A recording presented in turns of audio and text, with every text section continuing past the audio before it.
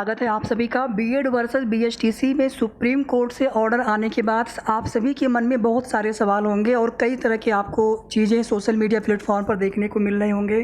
कुछ लोग ऐसा भी कह रहे होंगे कि चूँकि ये गजट एनसीटी का गजट 28 जून 2018 का है और 69,000 शिक्षक भर्ती का नोटिफिकेशन 0 दिसंबर का है, तो इसलिए इस भर्ती के अभ्यर्थी चयनित शिक्षक भी कहीं न कहीं सुप्रीम कोर्ट के ऑर्डर से प्रभावित होंगे। जबकि साथियों, वास्तविकता ये है कि मान लीजिए कोई कानून या कोई नियम या कोई गजट या कोई अधिसूचना माननीय सर्वोच्च न्यायालय के द्वारा उसमें परिवर्तन किया गया या फिर उसको रद्द किया गया, पहले के जो भी प्रक्रिया उसमें कंप्लीट हो चुकी है उन पर कोई प्रभाव नहीं पड़ता है। हाँ, जब से मैटर कोर्ट में है, अगर उसके बाद से कोई नियुक्ति की गई है या फिर कोई नियुक्ति प्रक्रिया प्रोसेस में है तो उस पर 100% प्रभाव पड़ेगा। और केवल ये कहना है कि नहीं, ये केवल Rajasthan high court division bench के आदेश को या फिर राजस्थान सरकार के फैसले को सही ठहराया गया है, ऐसा नहीं है। ये फैसला पूरे देश के लिए लागू होगा क्योंकि ये माननीय सर्वोच्च न्यायालय से सुप्रीम कोर्ट से फैसला है। तो यहाँ पर जो चयनित शिक्षक हैं, देखिए पूरा जो कोर्ट ऑर्डर है एक बार हम फिर से उसको देखेंगे। और कोर्ट ऑर्डर में आप देखेंगे एनसीटी ने बोला है कि हमने सरकार के निर्देशों का पालन किया है। और अभी भी देखिए आगे क्या उसमें विकल्प बचा है, आगे उसमें कोई एक नया गजट लाया जाता है, कोई उसमें नया नियम बनाया जाता है।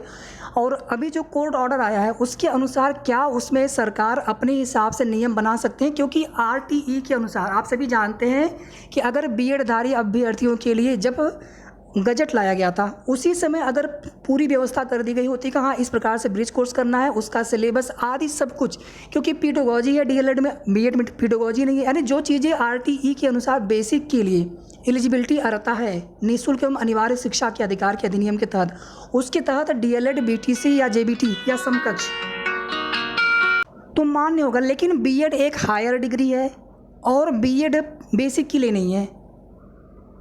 अगर आप सुप्रीम कोर्ट के ऑर्डर की अगर आप इस पैरा को भी अगर आप समझ पाते हैं तो उस हिसाब से भी आपको चीज़ें समझ में आ रही होंगी कि जो भर्ती प्रक्रिया पहले कंप्लीट है उससे मतलब नहीं है, वो प्रभावित नहीं होना है। लेकिन जो भर्ती प्रक्रिया चल रही है उसमें कोई प्रोसेस आगे की बची हुई है या फिर नए सिरे से भर्ती प्रक्रिया चल रही है तो कहीं ना कहीं उसमें बीएड के अभ्यर्थियों को बेसिक के लिए एलिजिबल नहीं माना जाएगा। अगर ऐसा होता है तो फिर उसमें सर्वोच्च न्यायालय के आदेश का उल्लंघन होगा। यानी कि एनसीटीई का ये कहना कि सरकार के निर्देश पर हमने जो भी उसमें एलिजिबिलिटी संबंधी क्राइटेरिया उसमें लागू किया गया था नए गजट नए अधिसूचना के माध्यम से, अब जैसा कि सर्वोच्च न्यायालय ने उसको ही रद्द कर दिया है। मतलब सर्वोच्च न्यायालय ने राजस्थान हाई कोर्ट के फैसले को सही करार दिया है और राजस्थान हाई कोर्ट ने उस एनसीटीई की अधिसूचना को गजट को ही अवैध करार दिया था। तो ऐसे में सर्वोच्च न्यायालय का भी आदेश फॉलो हो जाता है सीधे सीधे। आज बीएड के अभ्यर्थियों ने ऑल इंडिया लेवल पर ट्विटर कैंपेन किया था, हमने भी देखा था, लगभग 4 लाख से भी ज़्यादा ट्वीट्स हो चुके थे और टॉप पर ट्रेंड कर रहा था। और उनकी स्पष्ट मांग है कि we want BEd in PRT, क्योंकि अगर हमें पहले पता रहा होता तो हम बीएड का कोर्स ना करते। बीएड का कोर्स करके हमारा समय श्रम पैसा सब गया और हम पीआरटी मान लीजिए बहुत सारे अभ्यर्थी बीटेक वाले होंगे, ये अभ्यर्थी बीएड होने के बाद भी टीजीटी पीजीटी के लिए सब्जेक्ट कॉम्बिनेशन न मिलने की वजह से एलिजिबल नहीं होते हैं। तो इन अभ्यर्थियों ने पीआरटी के लिए ही किया था बीएड, तो इनका तो बीएड करना बेकार हो गया। अब वे अभ्यर्थी क्या फिर से डीएलएड करेंगे?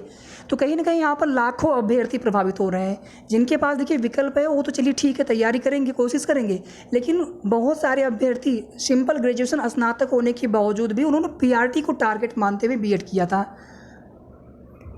तो कहीं ना कहीं यहाँ पर देखिए डीएलएड के बीटीसी की अभ्यर्थियों के लिए बहुत बड़ी खुशखबरी है, लेकिन यहाँ पर बीएड के अभ्यर्थियों के लिए कहीं ना कहीं यहाँ पर उनके लिए कष्ट की बात होगी कि हम जिस उद्देश्य को रख करके हमने बीएड किया था हमारा उद्देश्य पूरा ना हो सका। हालांकि उनके पास कई ऑप्शन हैं, लेकिन पीआरटी में भी वे चाहते हैं कि हम एलिजिबल बने रहें।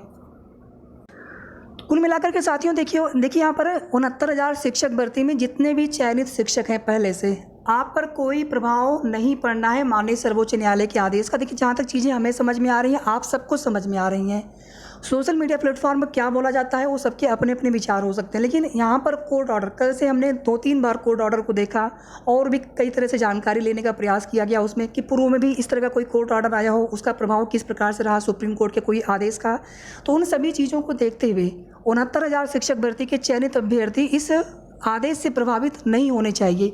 लेकिन अभी जो आरक्षण प्रकरण है या फिर 6800 के अभ्यर्थी हैं या फिर आंसर की के अभ्यर्थी हैं, सब लोग यानी जिनकी प्रक्रिया अभी गतिमान है, चल रही है, कहीं ना कहीं इन साथियों में इनमें जो बीएड के अभ्यर्थी होंगे आपके लिए थोड़ी सी समस्या हो सकती है, क्योंकि अभी हमें सरकार के स्टैंड को देखना होगा। अभी देखेंगे बिहार सरकार के द्वारा भी कोई फैसला नहीं लिया गया कि वहाँ पर बीएड वाले अभ्यर्थी शामिल हो कि ना हो। सीटेट का एग्ज़ाम भी है।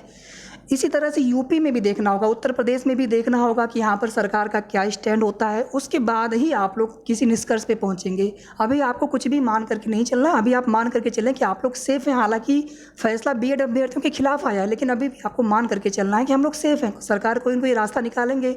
उसमें जो प्रावधान नहीं किया गया था, जिस वजह से यानी नियम ही गलत बना दिया गया था सरकार के द्वारा। सर्वोच्च न्यायालय का ये फैसला, आपके खिलाफ फैसला आने का सीधा सा मतलब है, उसमें जो भी उसमें तर्क, जो भी उसमें जजमेंट दिया गया है कि सरकार का डिसीजन ही सही नहीं था। उसमें प्रॉपर तरीके से सारी चीज़ें होनी चाहिए थी। कोई नया गजट लाएंगे या फिर कोई नई नियमावली बनाई जाएगी, किस प्रकार से किया जाता है। अभी आप देखेंगे कि सरकार के द्वारा भी हाल फिलहाल में माननीय सर्वोच्च न्यायालय के कई आदेश को पलटा गया है। उसमें कुछ अलग कानून नियम बना करके, तो इस तरह जैसे SC/ST एक्ट हो गया आपका, उसके अलावा 2-3 और भी हैं। तो इसी तरह से हो सकता है कि यहाँ पर सरकार कोई उसमें नया रास्ता निकालें। फिलहाल में आप लोग संगठित होकर के संघर्षरत रहें और उम्मीद करते हैं कि आप सभी को सफलता मिले और आप में से किसी को भी बाहर ना होना पड़े भर्ती प्रक्रिया से। बाकी आपको क्या लगता है कमेंट करके ज़रूर बताइएगा, और वीडियो को आप सभी प्लीज़ लाइक कर दीजिएगा, शेयर भी कर सकते हैं आप सभी। और अगर आपने अभी तक चैनल को सब्सक्राइब न किया हो तो ज़रूर सब्सक्राइब कर लेंगे। धन्यवाद।